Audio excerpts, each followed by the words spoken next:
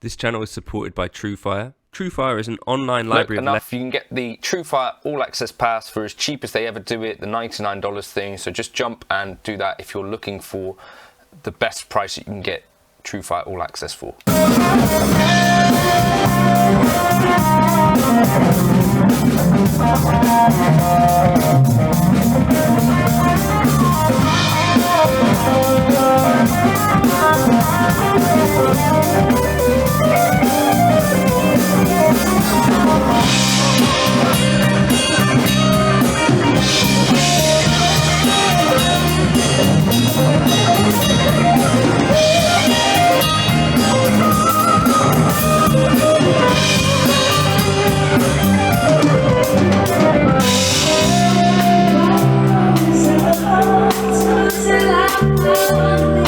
So, Sterling asked me if I wanted to do some videos, and I did a demo of this guitar and of the Sterling Luke. Now, they did sponsor the first video of this guitar, but I've done multiple since, and the Sterling Luke now lives in Cornwall, but that one wasn't a sponsored video, except they provided the guitar.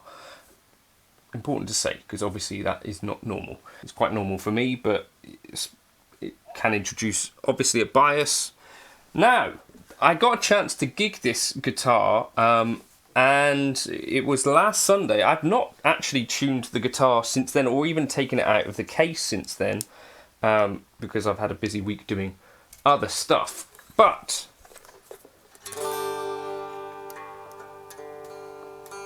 it stayed relatively in tune, if you listen. That G is a bit sharp.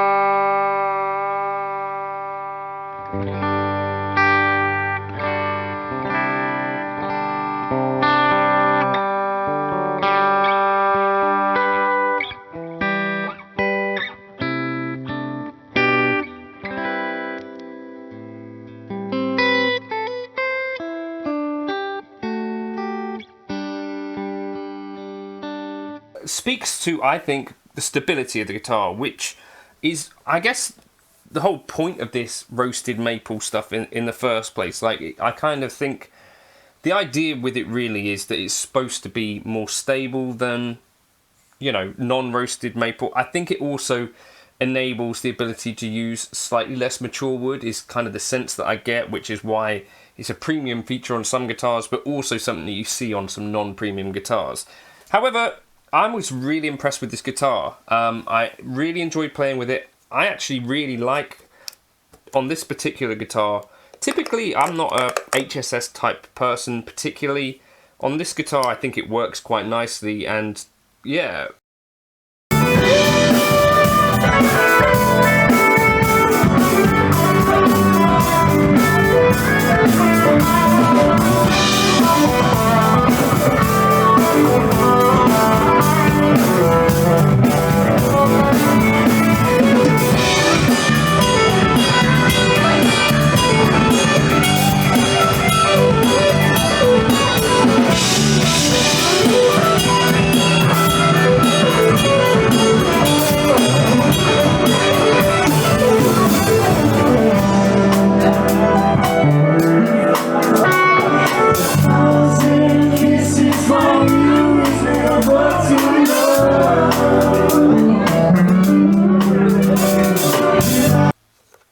I didn't think there was anything really I'd change about the guitar. The other thing I would say about this guitar, for me personally, one of the things that I find sometimes with some of these guitars that are built over in Indonesia is that unless they've got a really strong brand like PRS or Ibanez that are working hard with those guys over there, sometimes they can be a little bit, you know, not necessarily look aesthetically quite up to par. Like, there might be some mismatchy bits or whatever, but I think this is a really strong looking guitar. Not that, you know, I'm not the best judge of anything like that, but I just think the aesthetics of it work quite nicely. It doesn't really look like it's trying to be a Strat.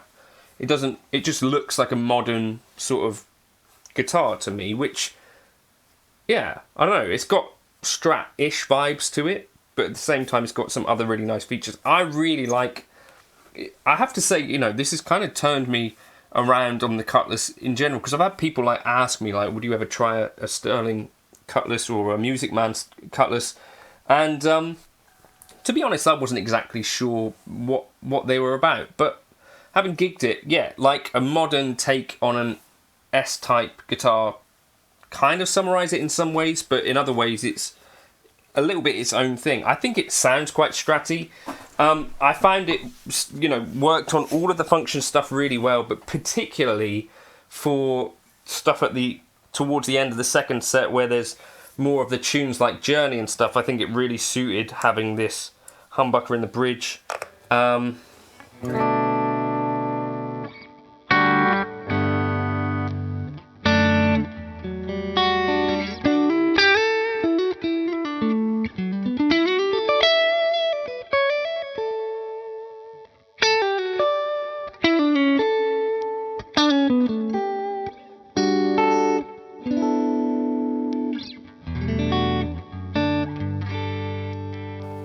Keith from 5 Watt World asked me, do I think it sounds particularly stratty?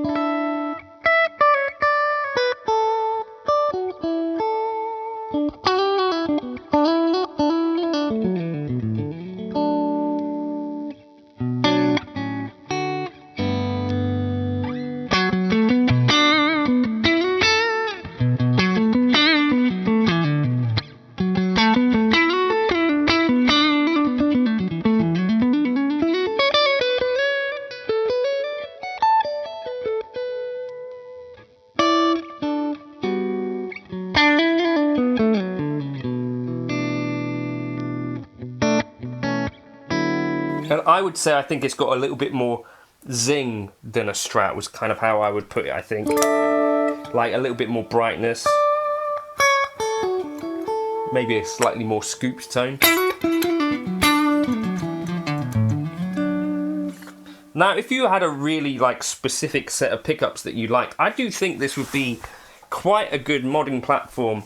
As I say, I think looks-wise, it's a fantastic looking guitar. The finish, I think, to me, charcoal frost type finish, to me is about my favourite thing going. Yeah, just all round a really, really solid guitar. Played well for the entire set, stayed in tune. The frets are great. It's a nice piece of rosewood that they've used. A very lightweight, respectable weight guitar. I think it's a poplar body. Then obviously roasted maple and rosewood. It's just all round just a fantastic guitar. I think in the US you guys get these particularly even cheaper. I think in the UK we pay about 600-ish for these.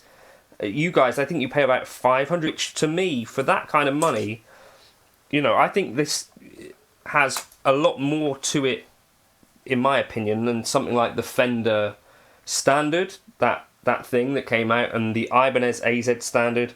I would pick that over any of these.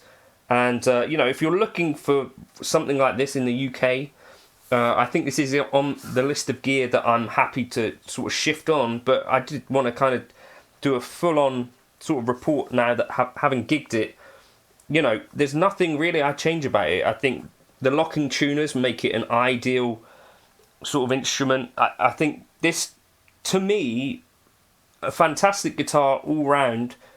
If you were looking to add something with single coils to your collection, then this is, I think, a really, really, really solid instrument.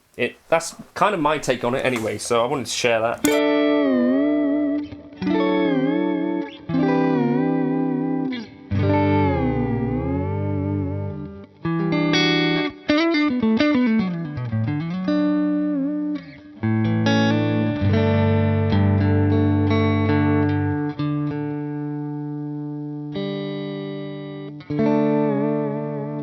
If I was going to be using the trem in anger, I think I'd probably take it to a tech beforehand. Make sure the nut was definitely...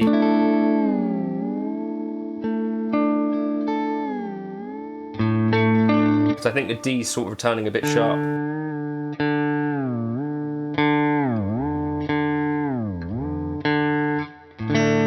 So I think probably that might be a spot that would need some attention if you're going to go really trem heavy with it. That's not really how I play. so that wasn't an issue for me. Yeah, a really, really, really strong guitar for this kind of money, and I think you get a more confident sort of statement to me. Like, it looks like a very well designed instrument. Like, it's got some class to it, I think. Let me know your thoughts in the comments. Cheers for stopping by.